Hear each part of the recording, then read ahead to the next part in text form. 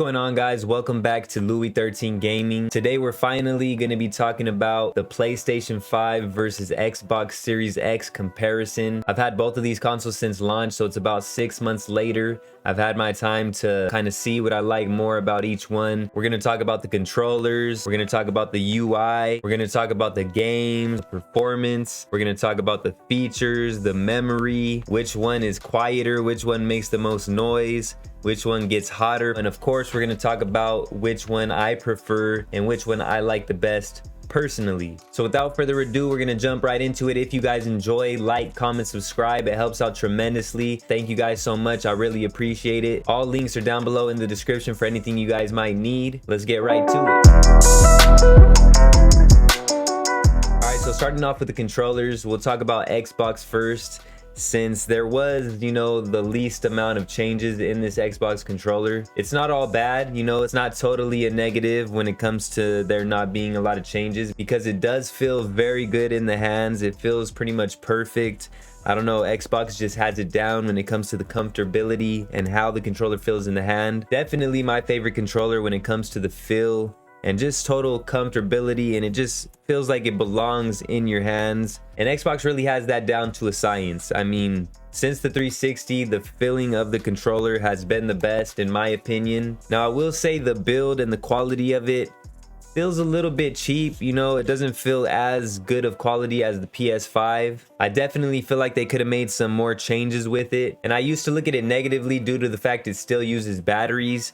But a few people have said, you could use the rechargeable batteries and this and that.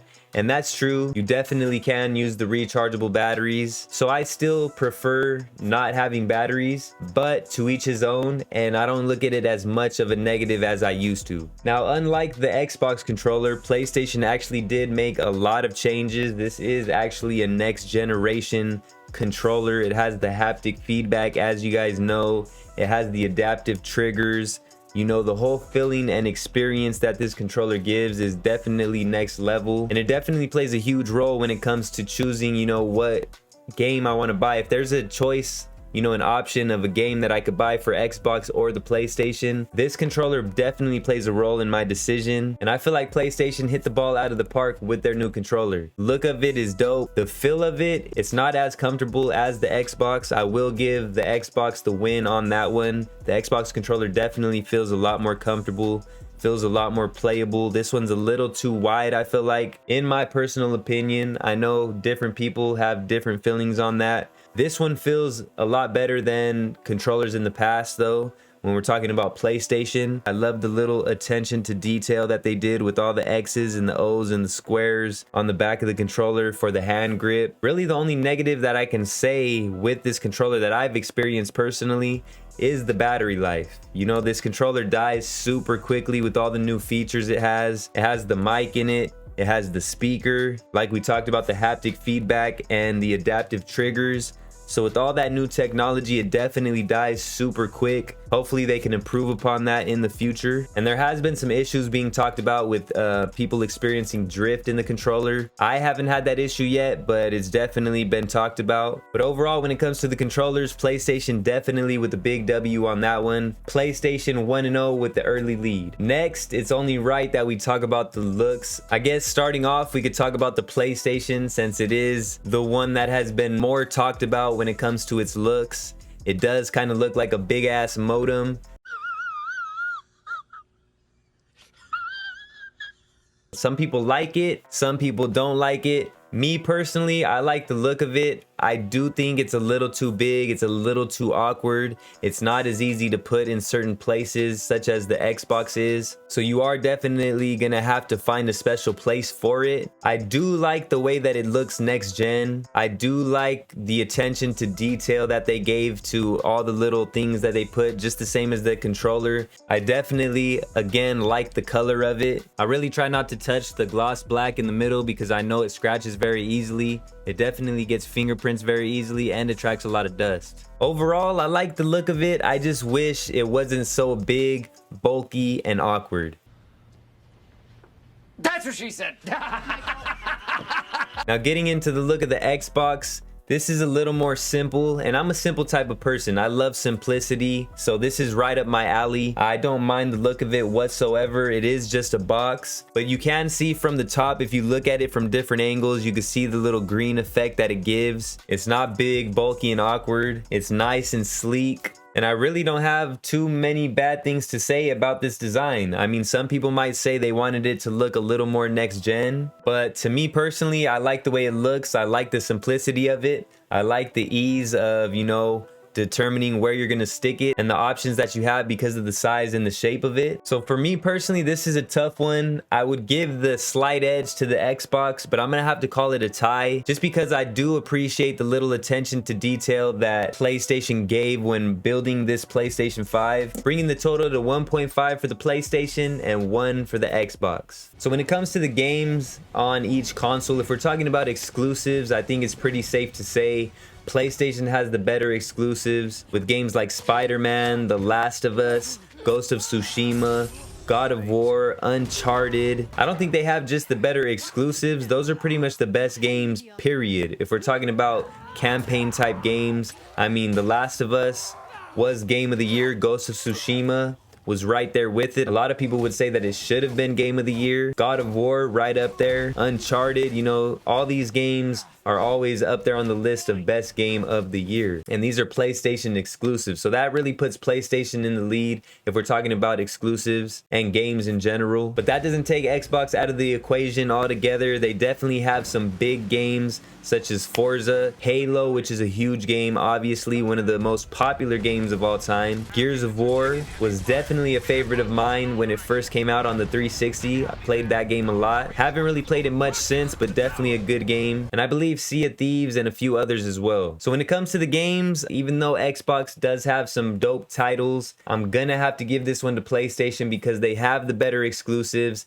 They have some of the best games in gaming, period. So that's gonna bring the grand total to 2.5 for the PlayStation and 1 for the Xbox. Moving into the next category, let's talk about the UI. So with the Xbox, not much has really changed. It's not 4K, which is a negative to me. It doesn't look as nice as the PlayStation. It is pretty simple and easy to get used to just because it is pretty similar to the past UI. I don't really like how it's kind of like stacked up and everything's kind of clustered together, it feels like. You can, however, customize the color and the theme of it, something you can't do on the PlayStation. But overall, there's not really much to talk about when it comes to the UI on the Xbox. Now, the PlayStation 5, on the other hand, it is 4K. It looks totally different. I will say a negative that I don't like about it is it kind of takes too long to get to a certain thing that you want to do. Like if you want to go home or something, it takes more clicks than it did on the previous version. It was a little more confusing to get used to for me personally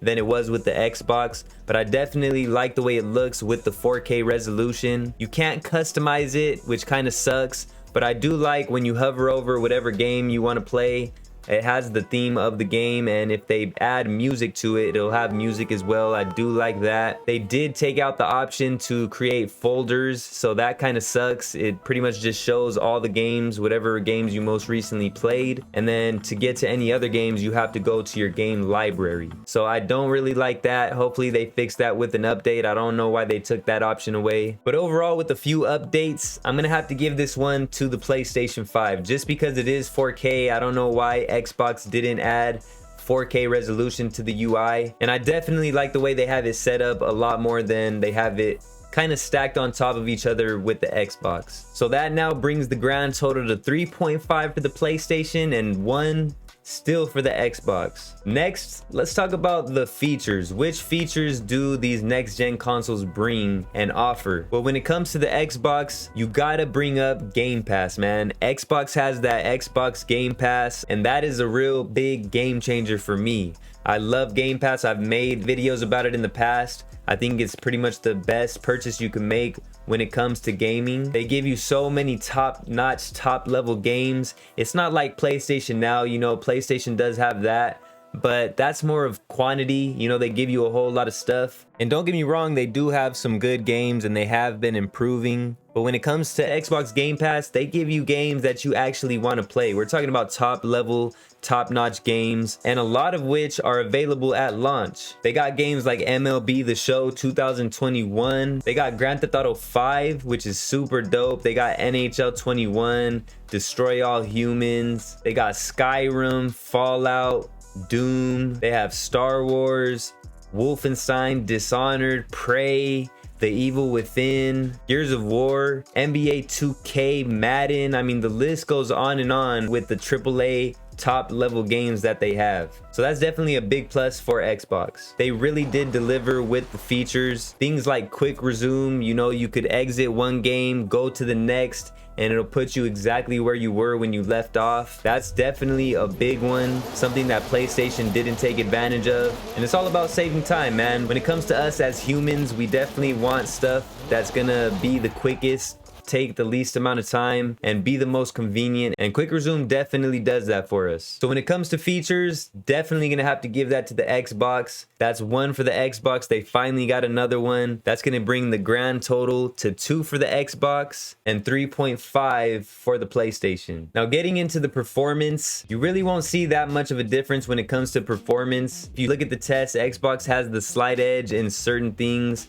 PlayStation might have the slight edge in other things. Really, I wouldn't focus too much on the performance. It's such a minimal difference that you're really not even going to be able to tell unless you're really looking at it with a magnifying glass. For me personally, I would say get it based on what games you prefer, your preferences, you know, wherever your friends are playing. Even though a lot of these games nowadays have cross-platform play, there are some exclusives that your friends might be playing that you can't play if you have another console. So think about that. Don't really look too much at the performance because, like I said, in my opinion, it doesn't really make that much of a difference. Both of these consoles perform great in my opinion. I know the PC players are going to be in here like, oh, it still doesn't compare to PC, this and that. And that's true, but look, this isn't a PC. That's not what this is about. These are consoles. Some people don't want PC. Some people can't afford a PC. Some people just want consoles. So when it comes to consoles, these perform great. They got the 120 frames per second. A lot of people say it doesn't even go up to 120 frames per second, this and that. If you want to get technical, I don't know about all that. All I know is it looks good, it performs good, it's fast. I see the improvements. Not really with the graphics just yet, but I'm still looking forward to that. Definitely with the frames per second, I see the difference. And to me, they both perform great, and really I think you can't go wrong either way when it comes to performance. I will say, in my experience, the Xbox does put out a lot more heat than the PlayStation. I heard that could be a good thing just because it's not keeping all the heat in, it's actually pushing it all out. But every time I turn that Xbox on, I feel like I'm in a damn sauna. Definitely isn't enjoyable, and I have it kind of close to me, so that's definitely a negative for me, the amount of heat that this thing produces. I definitely don't feel that much heat when I have the PlayStation running, so that is something to take into account. On the other hand, one thing I will say for the PlayStation is they don't give you the option to do 1440p 120 frames per second. Why, you ask? I have no idea. That is actually a big negative. I don't know why they didn't give that as an option. Some people have said because their TVs don't do it. So, you know, I don't know, man, but that's a huge negative for me. It's either 4K 120 or 1080p 120, and that kind of sucks. So with all that being said, when it comes to performance, because of a slight, you know, a couple little things like the PlayStation not being able to do 1440p, I'm gonna call it a tie, but I'm gonna give the slight edge to the Xbox. So that's gonna bring the grand total to 4 for the PlayStation and 3 for the Xbox. Memory, so let's talk about memory. Neither one of these really blew us away when it comes to memory. For the PlayStation, they give us 1 terabyte. Don't really know how much of that is usable. You can expand on that for $250. And with the PlayStation 5, they gave us 825 gigabytes. Disappointing. And I think 600 and something of that is usable. So definitely 2 thumbs down for that. You can use USB drives, but it only allows you to store PlayStation 4 games. They are going to do a firmware update in the near future that'll allow you to use an SSD, and it'll probably cost around the same amount as the expansion for the Xbox. So when it comes to memory, slight edge for the Xbox, though not by much. So I'm gonna give it half a point, bringing the grand total to 4 for the PlayStation, 3.5 for the Xbox. So let's get into the noise. What type of noise do these things produce? Are they noisy? Do they make a lot of noise? I have heard from several people that the fans on the PlayStation, you know, sometimes might be faulty, so they create a little bit of noise. In my experience, I haven't dealt with that. My PlayStation is pretty quiet. My Xbox is pretty quiet. The Xbox might be a little bit quieter. You know, I can't really hear it too much. So really it's a tie, but I will give the slight edge to the Xbox. So that will bring the grand total to 4 for the PlayStation, 4 for the Xbox.